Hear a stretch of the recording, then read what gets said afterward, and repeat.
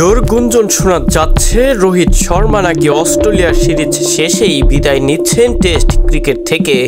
এটা যদি সত্যি হয় তাহলে বিরাট কোহলিও একই পথে কি হাঁটবেন এবার?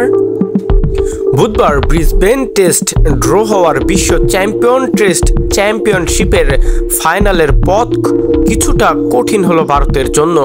বৃষ্টি এবং আলোর সমস্যায় পঞ্চম দিনের শেষ সেশনের খেলা মাঝ পথেই বন্ধ হয়ে যায়। এ পরিস্থিতিতে টেস্টের ভবিষ্যৎ জানাই ছিল, তাই বৃষ্টি থামার অপেক্ষা করা হয়নি। দুই অধিনায়কের সঙ্গে আলোচনা করে ম্যাচ ড্র ঘোষণা করেন আম্পায়াররা। এর রেজাল্টে কিছুটা হলেও সমস্যায় পড়ল টিম ইন্ডিয়া। বিশ্ব টেস্ট চ্যাম্পিয়নশিপের ফাইনালের লড়াইয়ে এবার কতদূর এগোতে পারবে ভারত? বর্ডার গাভাস্কার সিরিজের শেষ দুটি টেস্ট জিততে পারলে রোহিত অ্যান্ড কোম্পানি অনায়াসেই বিশ্ব টেস্ট চ্যাম্পিয়নশিপের ফাইনালের ছাড়পত্র সংগ্রহ করবে। সেক্ষেত্রে বাকিদের রেজাল্টের অপেক্ষাও করতে হবে তাদেরকে।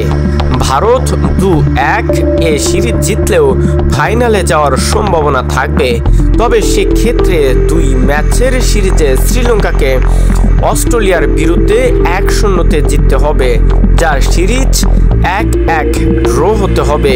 যদি বাকি দুই টেস্ট একটি করে জেতে ভারত, অস্ট্রেলিয়া এবং সিরিজ 2-2 ড্র হয় তাহলে অঙ্ক কিছুটা জটিল হবে ভারতের জন্য।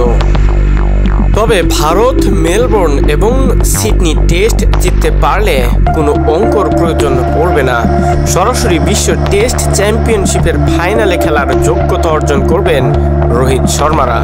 প্রথম 3 টেস্টের তুলনায় মেলবোর্ন এবং সিডনিতে কিছুটা সুবিধা পাবে টিম ইন্ডিয়া। তাই বর্ডার গাভাস্কার সিরিজ জিতে সরাসরি লর্ডসের টিকিট হাতে পেতে চাইবে বিরাট, রোহিত কোহলি শর্মার দলটি।